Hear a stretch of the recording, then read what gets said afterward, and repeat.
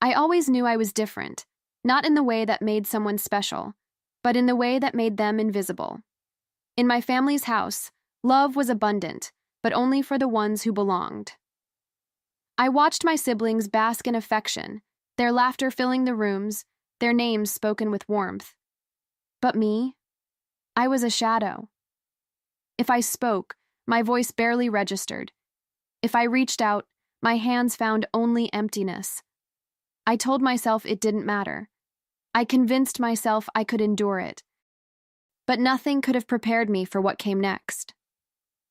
The morning light crept through my window, soft and golden, casting a deceptive illusion of peace.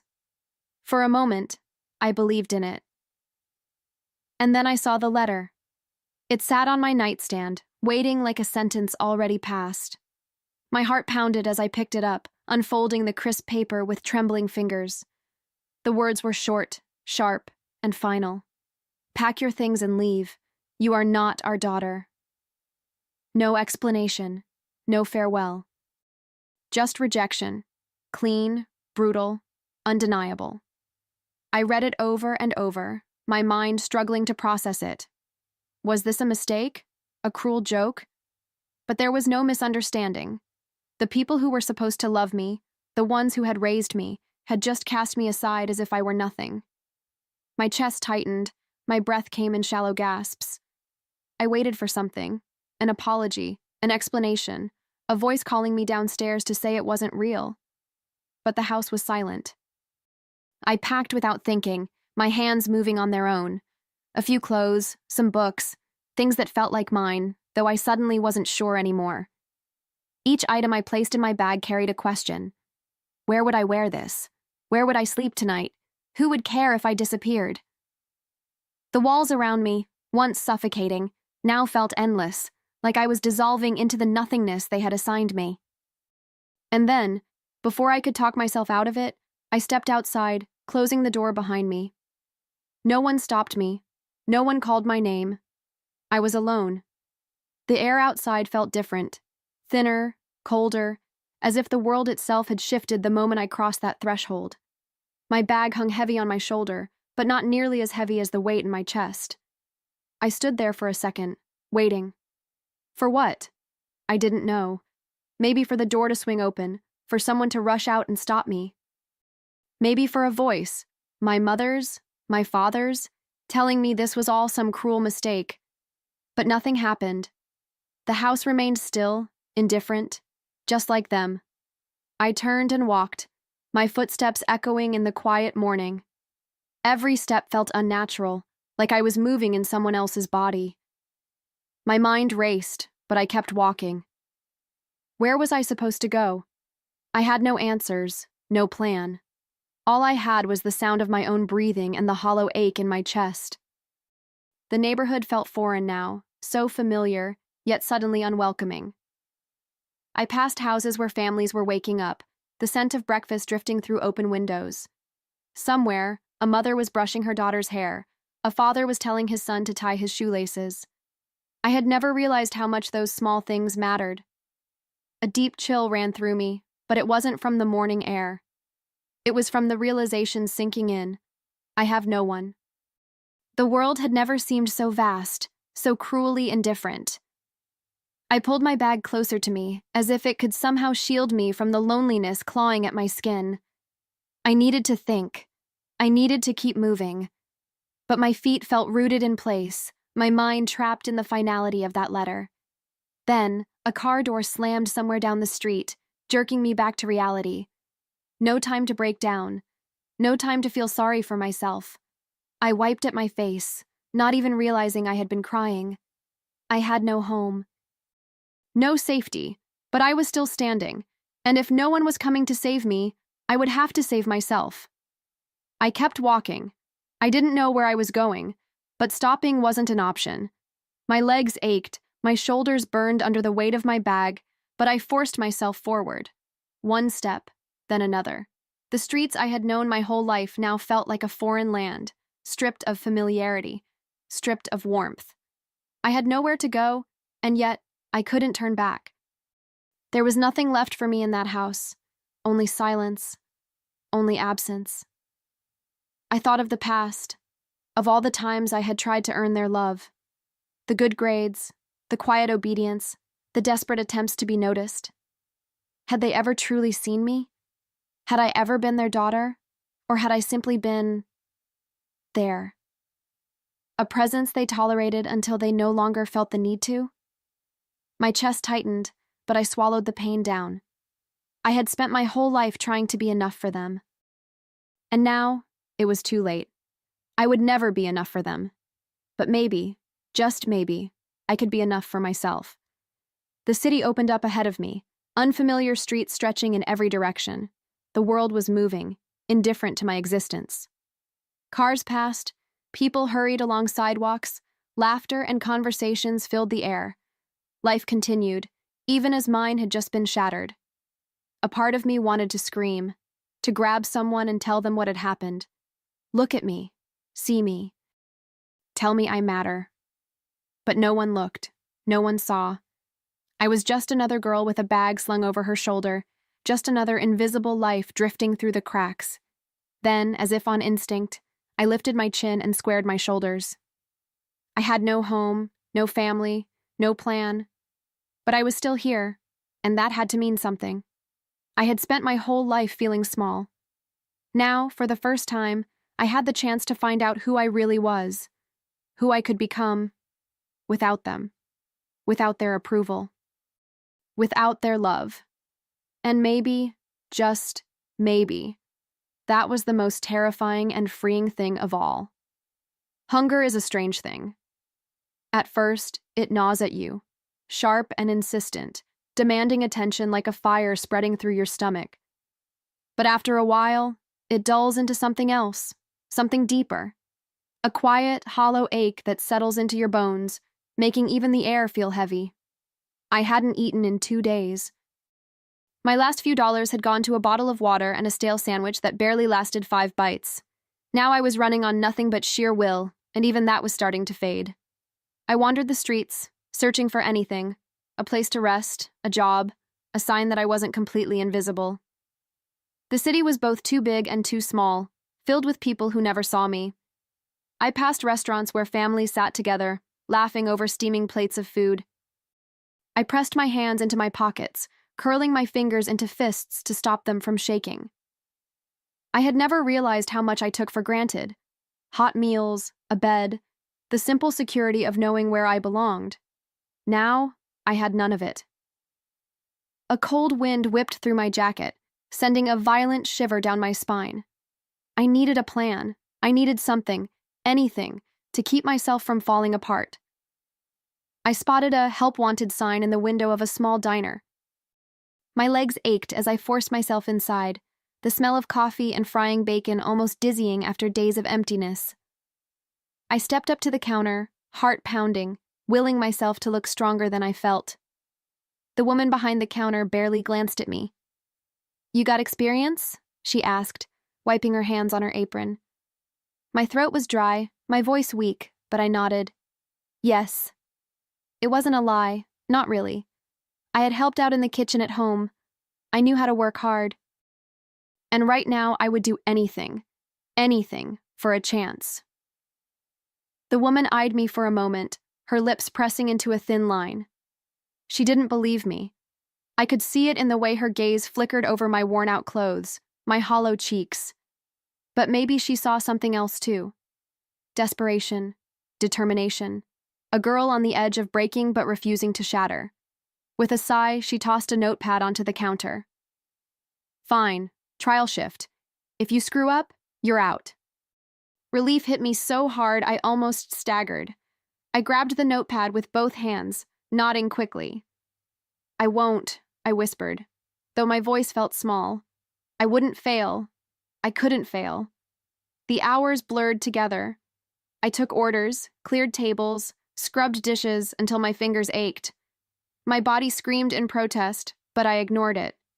This wasn't just a job, it was survival.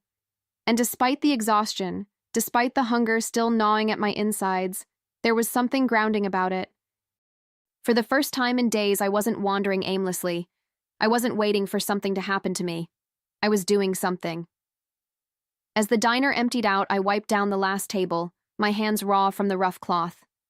The woman, her name was Ruth, I had learned, leaned against the counter, watching me. "Come back tomorrow," she said finally. "I'll see what I can pay you." It wasn't much. It wasn't stability, but it was something. I nodded, swallowing hard. "Thank you," I said, meaning it more than I ever had before. Ruth only shrugged, but there was something softer in her eyes now. I stepped out into the cold night, my breath curling in the air. My feet still ached, my stomach still clenched with hunger, but for the first time since I walked out of that house, I felt something else. A flicker of hope. Small, fragile, but there. I spent that night curled up in the back alley behind the diner, my jacket barely enough to keep the cold from sinking into my skin. The ground was hard, the air sharp, but I had survived worse. I pulled my bag close, resting my head against it like a pillow, and stared up at the sky.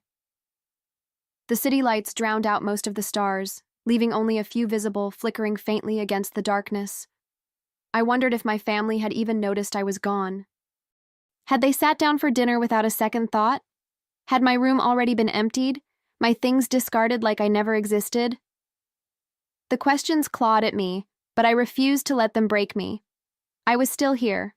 I had worked, earned something, even if it was just another chance. That had to mean something. Tomorrow I would go back. I would do better. I would prove, to Ruth, to myself, that I wasn't just some lost girl on the streets. I could survive this.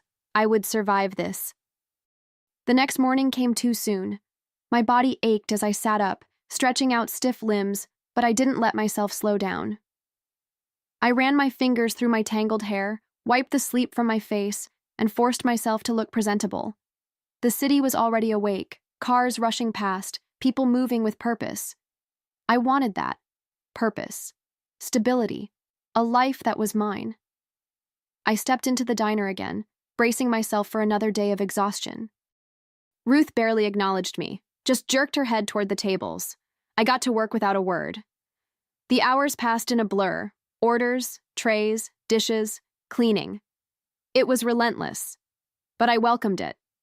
Every plate I carried, every spill I wiped up, every tip I tucked into my pocket was a reminder that I was still standing, that I wasn't going to disappear. As I stepped out that evening, the few crumpled bills in my hand felt heavier than they should have. Not much, but enough for a meal, maybe even a bed for the night. It wasn't a home, but it was something. And for now, something was enough. Years passed, slowly at first, then all at once. The girl who had once stood trembling outside her childhood home had become someone else entirely. I had worked my way through exhaustion, through loneliness, through nights where hunger felt like a living thing inside me. And yet I had survived. More than that, I had built something. A career, a home. A life I could finally call my own. My apartment wasn't extravagant, but it was mine. The soft hum of the city below, the warmth of a cup of coffee in my hands, the quiet pride of knowing every single thing in this space had been earned, not given. It was enough. No, it was more than enough. For the first time in my life, I belonged somewhere. I didn't need them. I didn't need anyone. And then the phone rang. I almost didn't answer. The number was unfamiliar, and I had long since stopped expecting calls from ghosts. But something, instinct, fate, maybe just morbid curiosity, made me press accept. The moment I heard the voice on the other end, my stomach turned to ice. It was them, my parents, the people who had thrown me away like I was nothing. I gripped the phone tighter, my pulse roaring in my ears. "Lucy?"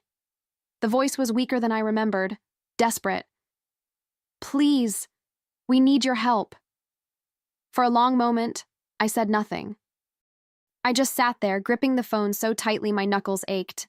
I should have hung up. I wanted to hang up, but I didn't. Instead, I listened, to the shaky breath on the other end, the way my mother's voice trembled in a way it never had before. She hesitated, then exhaled sharply, as if choking on the words. "We're in trouble, Lucy." The irony of it nearly made me laugh. Now they wanted to talk? Now, after years of silence, after forcing me into the kind of suffering they had never once cared to know, they needed me. I leaned back against my chair, running my fingers along the edge of my desk, trying to ground myself. "Why are you calling me?" My voice was steady, detached, like I was speaking to a stranger. There was a pause, a heavy one. And then my father, who had once written me off like I was nothing, spoke. "We lost everything." His voice was rough, defeated. "The business, the house, and your mother's sick. He swallowed hard. "We have nowhere else to turn." Something sharp twisted inside me, but I didn't let it show. Not in my voice, not in the way I sat perfectly still, staring at the empty wall in front of me. For years, I had dreamed of this moment. I had imagined them begging, desperate, forced to understand even a fraction of the pain they had inflicted on me. But now that it was happening, it didn't feel satisfying. It didn't feel like justice. It felt hollow. I closed my eyes for a second, exhaling slowly. "You had somewhere to turn," I said quietly. "A long time ago. And you turned away." Silence. A long, stretching silence, thick with things unsaid. I could hear my mother's breath catch, like she was trying to find the right words. But what could she possibly say? That they were sorry? That they regretted it? That throwing me away had been a mistake? I didn't believe in fairy tales. There was no apology that could undo the past. No words that could erase the years of loneliness, the nights I had spent starving, the years I had fought to build myself from the ashes of their rejection. "I know," my father finally said, his voice quieter now, almost brittle. "And He exhaled, and for the first time in my life, I heard something like shame in his tone. "We were wrong, Lucy." The words didn't hit the way I had once imagined they would. They weren't a victory, not really. Because what did it matter? Regret didn't change anything. They weren't calling because they had suddenly realized they loved me. They were calling because they were desperate. And if they still had their money, their security, their comfortable lives, I knew without a doubt that I would still be nothing to them. I could have hung up. I could have let them drown in the mess they had created, let them suffer like they had let me suffer. But instead, a slow, chilling thought settled over me. There was something more powerful than revenge, something they would never expect. I straightened, my grip on the phone loosening. "I'll help you," I said, my voice calm, even. "But not the way you think." Another beat of silence. "What do you mean?" my mother whispered. I smiled, though there was no joy in it. "You'll see." The first time I saw them again, they barely recognized me. I had arranged to meet them at a small cafe in the city, a place far from the polished restaurants they were once accustomed to. When I walked in, I spotted them instantly. Two figures hunched over a table, aged beyond their years. My father, once so proud, so untouchable, stared at his hands as if they held the weight of the world. My mother, always so meticulously put together, looked tired, her clothes slightly wrinkled, her fingers gripping the edge of her cup like it was the only thing keeping her grounded. They didn't notice me at first, but when I stepped closer, when I pulled out the chair across from them, my mother lifted her head.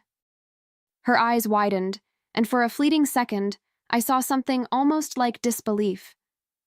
I wondered what she saw when she looked at me now. The quiet, timid girl they had abandoned no longer existed. The woman sitting before them was someone else entirely, someone they could no longer break. "Lucy?" she whispered, as if the name itself was foreign to her tongue.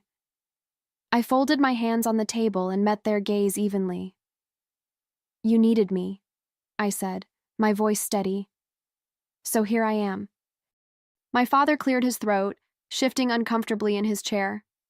He looked at me like a puzzle he couldn't solve, like he was searching for the girl he had once so easily discarded. But she was gone. And the silence between us stretched, thick with everything we would never say. "We appreciate you meeting us," he said finally, but the words sounded unnatural, forced. We wouldn't have reached out if we had any other choice. Any other choice. That was the truth, wasn't it? I wasn't their daughter. I was their last resort. I tilted my head, watching them carefully. Tell me what you need. My voice was calm, almost indifferent. My mother hesitated, then reached for my hand, but I pulled away before she could touch me. A flicker of pain crossed her face, but I didn't care. She had let me walk out of her house with nothing. She didn't get to pretend now. We've lost everything, she admitted, her voice tight. The business went under. The debts piled up. We had to sell the house, and your father... She glanced at him, her fingers twisting together. His health isn't good. I looked at my father then, really looked at him. He did seem smaller somehow, his skin paler, his shoulders hunched in a way I had never seen before. There was no arrogance left in him, no power, just a tired, broken man who had once made me feel like I was nothing. I let the weight of their situation settle between us. I wanted them to feel it, to understand that for the first time in their lives, they were powerless. That I, the daughter they had abandoned, was the one holding all the cards now.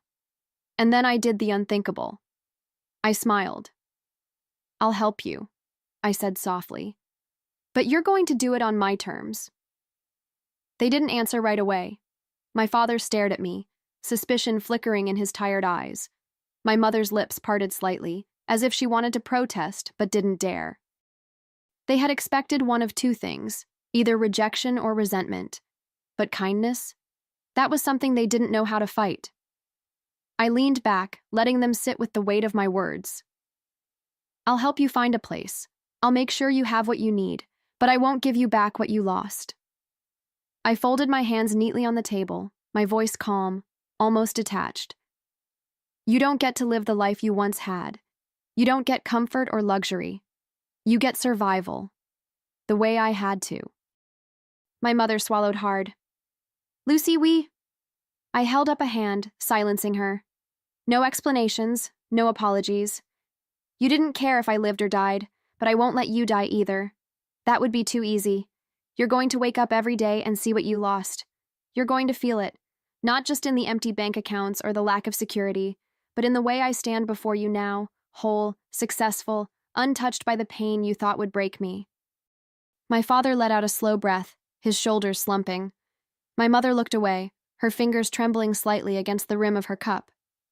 For the first time, I saw it. Realization. They had expected hate, expected me to spit venom at them, to turn my back the way they once had. But instead, I had given them something worse. A kindness they didn't deserve. A reminder that I had won, not by becoming them, but by becoming more. I stood, sliding my chair back with deliberate ease. I'll be in touch with the details, I said simply. Don't call me again. Then I turned and walked out, stepping into the crisp evening air, feeling lighter than I ever had before. They had lost everything. But I had won. The world outside felt different.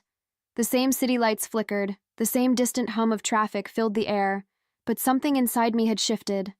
Lighter, freer. For years I had carried their absence like a wound that never healed, an ache that sat beneath my skin no matter how much I accomplished. And now they were the ones carrying the weight. I walked without direction, letting the night swallow me whole, breathing in air that suddenly felt sharper, fresher. I thought of their faces. My father, hollowed out by regret. My mother, too proud to beg but too broken to fight. They had been powerful once. They had held my fate in their hands and tossed it away like a mistake. And yet, here we were. They had needed me. And I had given them nothing but mercy. But the most satisfying part wasn't their suffering. It was the fact that I didn't need them anymore. Not their approval, not their love, not their apologies. I had spent so many years thinking that if they ever regretted what they did, it would somehow fix something in me. But it hadn't, because I wasn't broken anymore. I stopped at a street corner, letting the city rush past me. A couple walked by, laughing softly, arms intertwined. A man held his daughter's hand, guiding her carefully across the road. Life moved on. Life had always moved on. And for the first time, I was ready to move with it. That night, I slept better than I had in years. No tossing, no waking up gasping for air, no dreams of voices calling me back to a home that never wanted me. When I opened my eyes the next morning, there was no lingering ache in my chest, no phantom pain from wounds that had long since closed. I had spent years carrying them with me, every cruel word, every act of neglect, every moment I had longed for love that never came. But now, they were nothing more than a story I had outgrown. I got up, stretched, and made coffee, savoring the quiet hum of my apartment. The space was small but filled with warmth, books stacked on shelves, soft light filtering through sheer curtains, the faint scent of vanilla from the candle I had forgotten to blow out the night before. This was my home, built from nothing, shaped by my own hands. And it was enough. My phone buzzed on the counter. For a split second, my stomach tightened, old instincts whispering warnings of bad news. But when I picked it up, it wasn't them. It was a friend from work, asking about dinner plans. That was my life now. Not a girl waiting for a family that never loved her, not a child begging for scraps of affection, but a woman who had created something of her own, relationships that mattered, people who chose to be in her life not out of obligation, but because they wanted to be. I smiled, taking a slow sip of coffee. Maybe my parents would call again. Maybe they wouldn't. It didn't matter. They were no longer a part of the world I had built for myself. And for the first time, I felt what I had been searching for all along. Peace. Days passed, then weeks, and they didn't call again. Maybe they knew better. Maybe they understood, deep down, that whatever thread had once tied us together had been severed the day they let me walk out of their house with nothing. Or maybe they were too ashamed to face me again, too aware of how deeply they had failed. Either way, their silence no longer felt like a wound. It felt like freedom. One afternoon, as I walked through the city, I passed by a park. A little girl sat on a bench with her mother, swinging her legs as she ate an ice cream cone. The mother wiped a smudge from her daughter's cheek, laughing as the girl wrinkled her nose. It was such a small thing, a moment of care, of love, of belonging. And yet, it was everything I had never had. For years, I had wondered what was wrong with me. Why I wasn't enough. Why I wasn't wanted. But standing there, watching that mother hold her child close, I realized the truth. It was never about me, it was them. Their failure, their blindness, their inability to love the way a parent should. And I had spent so long trying to prove my worth to people who were never capable of seeing it. But I didn't need their validation anymore. I had built something greater. I had built myself. I turned away, walking forward without looking back. I had survived. I had thrived. And that was all the closure I would ever need.